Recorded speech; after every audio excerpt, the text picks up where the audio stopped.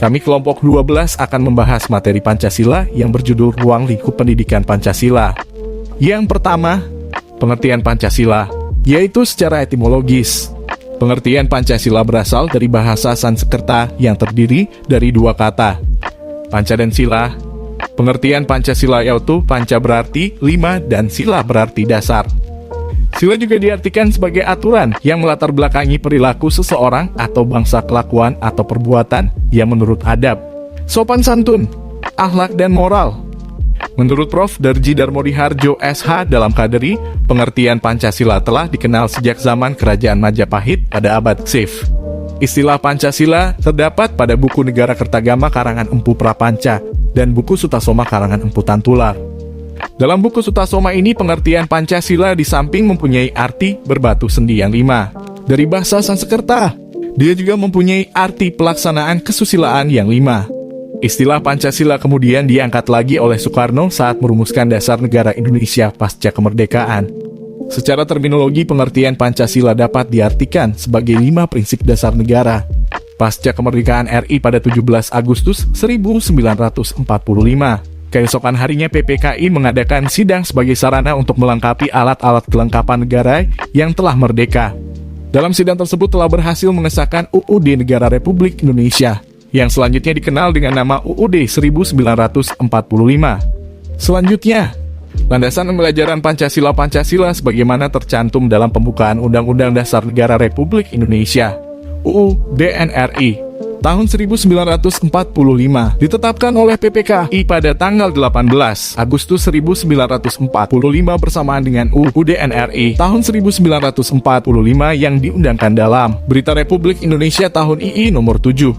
Seluruh warga negara Kesatuan Republik Indonesia sudah seharusnya mempelajari, mendalami dan mengembangkannya serta mengamalkannya dalam kehidupan sehari-hari dalam setiap aspek kehidupan bermasyarakat, berbangsa dan bernegara. Pendalaman, penghayatan, pengembangan terhadap Pancasila tentulah disesuaikan dengan kemampuan masing-masing orang dengan memperhatikan potensi yang ada padanya. Tingkat-tingkat pembelajaran mengenai Pancasila karena itu dapat dihubungkan dengan tingkat-tingkat pengetahuan ilmiah. Kalan 1999-15 membagi tingkatan pengetahuan ilmiah menjadi 4, yakni pengetahuan deskriptif, pengetahuan kausal, pengetahuan normatif, dan pengetahuan esensial. Pengetahuan deskriptif menjawab pertanyaan bagaimana, yakni memberikan keterangan, penjelasan yang objektif tanpa adanya unsur subjektivitas. Pancasila dapat diuraikan secara objektif, misalnya dalam perspektif kajian sejarah perumusannya, kedudukan dan fungsinya, dan sebagai dasar ideologi bangsa dan negara Indonesia. Pengetahuan kausal memberikan jawaban terhadap pertanyaan ilmiah mengapa, sehingga sifat jawabannya adalah tentang sebab akibat. Selanjutnya, landasan historis. Landasan historis adalah fakta-fakta sejarah yang dijadikan dasar bagi pengembangan pendidikan Pancasila, baik menyangkut formulasi tujuan, pengembangan materi, rancangan model pembelajaran, dan evaluasinya. Berdasarkan landasan historis, Pancasila dirumuskan dan memiliki tujuan yang dipakai sebagai dasar negara Indonesia. Proses perumusannya diambil dari nilai-nilai pandangan hidup masyarakat. Fakta historis tersebut membentang mulai dari kehidupan prasejarah, sejarah Indonesia lama, masa kejayaan nasional, perjuangan bangsa Indonesia melawan sistem penjajahan, proklamasi kemerdekaan, hingga perjuangan mempertahankan dan mengisi kemerdekaan Indonesia. Landasan kultural. Landasan kultural adalah pengembangan pendidikan Pancasila didasarkan atas nilai-nilai yang diagungkan dan karenanya disepakati dalam kehidupan nasional. Pancasila merupakan salah satu pencerminan budaya bangsa, sehingga harus diwariskan ke generasi penerus. Secara kultural, unsur-unsur Pancasila terdapat pada adat istiadat, tulisan, bahasa, slogan, kesenian, kepercayaan, agama, dan kebudayaan Indonesia secara umum. Pendidikan Pancasila memelihara dan mengembangkan nilai-nilai Pancasila yang telah dan terus disepakati tersebut. Landasan yuridis. Landasan yuridis menyangkut aturan perundang-undangan yang mendasari pelaksanaan pendidikan Pancasila. Pancasila secara yuridis konstitusional telah secara formal menjadi dasar negara sejak dituangkannya rumusan Pancasila dalam pembukaan UUD 1945. Secara hierarkis, landasan yuridis dapat ditelusuri dari UUD 1945, Ketetapan MPR, Undang-Undang, peraturan pemerintah, keputusan menteri, keputusan direktur jenderal, dan lain-lain. Landasan filosofis. Landasan filosofis adalah penggunaan hasil-hasil pemikiran filsafat Pancasila untuk mengembangkan pendidikan Pancasila. Secara praktis, nilai-nilai tersebut berupa pandangan hidup, filsafat hidup berbangsa. Pancasila yang merupakan filsafat negara harus menjadi sumber bagi segala tindakan para penyelenggara negara, menjadi jiwa dari perundang-undangan yang berlaku bagi kehidupan berbangsa dan bernegara. Selanjutnya, Pancasila sebagai objek studi ilmiah. Kajian terhadap Pancasila dari sudut pandang ilmiah dapat disebut sebagai pendekatan ilmiah. Pendekatan ilmiah terhadap Pancasila bukan hanya dimaksudkan untuk mengerti dan menghayati Pancasila, tetapi juga mengamalkannya. Suatu pendekatan ilmiah di samping harus memenuhi syarat-syarat ilmiah juga harus mempunyai sifat khasnya, yaitu praktis. Sifat praktis adalah memiliki manfaat atau kegunaan dalam praktik kehidupan nyata, sehingga lebih memperhatikan pengamalan Pancasila. Pancasila sebagai objek studi ilmiah dapat disorot dengan banyak bidang ilmu pengetahuan sehingga dapat dihasilkan bidang khusus yang berkaitan memunculkan ekonomi Pancasila, bidang filsafat melahirkan filsafat Pancasila, bidang etika dan sebagainya. Pembahasan bagian ini tentu saja meletakkan Pancasila sebagai objek dahulu, genitivus objectivus. Pancasila itu mencakup seluruh aspek kehidupan. Sehingga untuk membahas dengan pendekatan-pendekatan ilmiah, maka mahasiswa tidak akan memiliki waktu yang cukup. Modul ini memilih 3 segi saja, yakni pendekatan sejarah, pendekatan yuridis konstitusional, dan pendekatan filsafat. Selanjutnya, pendekatan sejarah. Segi pendekatan sejarah merupakan bahasan yang akan menjelaskan proses pertumbuhan dan pelembagaan nilai-nilai Pancasila dalam kehidupan. Pendekatan sejarah ini perlu mengingat sifat nilai-nilai Pancasila yang abstrak, sehingga menjadi jelas seakan-akan konkretlah nilai tersebut dalam pikiran kita. Konkretisasi hal yang abstrak akan sangat menolong dan memudahkan kita berpikir. Pendekatan sejarah juga menjembatani jarak waktu dan tempat. Misalnya kejadian apa dari zaman Sriwijaya dan Majapahit. Sudah dapat dipastikan bahwa di antara kita tidak ada yang mengetahui kejadian-kejadian tersebut secara faktual. Ungkapan sejarah akan menjelaskan kejadian-kejadian itu seakan-akan nyata dalam pikiran kita. Demikianlah kegunaan sejarah sebagai pengetahuan faktual dalam arti diketahui sendiri melalui pikiran. Perlu ditegaskan bahwa pembahasan aspek historis ini bukanlah sama dengan pelajaran ilmu sejarah murni, tetapi terbatas hanya pada pengungkapan fakta sejarah yang ada kaitannya langsung dengan proses pertumbuhan serta pelaksanaan nilai-nilai Pancasila. Dengan kata lain, kita tidak akan mengikuti bagaimana peristiwa terbunuhnya putra mahkota F. Ferdinand di Sarajevo sebagai permulaan pecahnya Perang Dunia I, ataupun Hitler Nazi membantai orang-orang Yahudi di Eropa dalam Perang Dunia II, tetapi hanya membicarakan sejarah yang ada sangkut pautnya dengan Pancasila.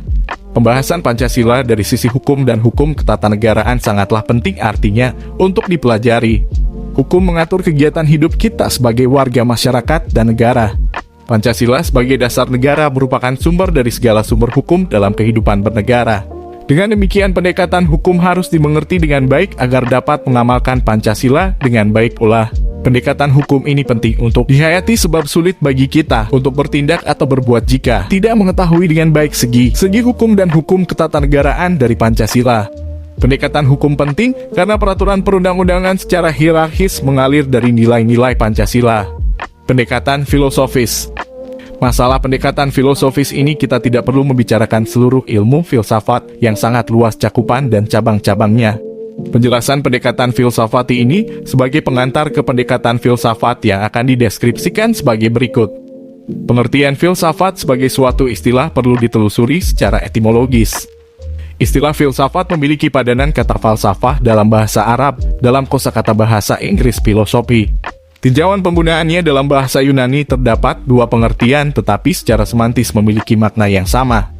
Filsafat sebagai kata benda merupakan perpaduan kata majemuk philos, sahabat, cinta dan sophia, pengetahuan yang bijaksana, kebijaksanaan.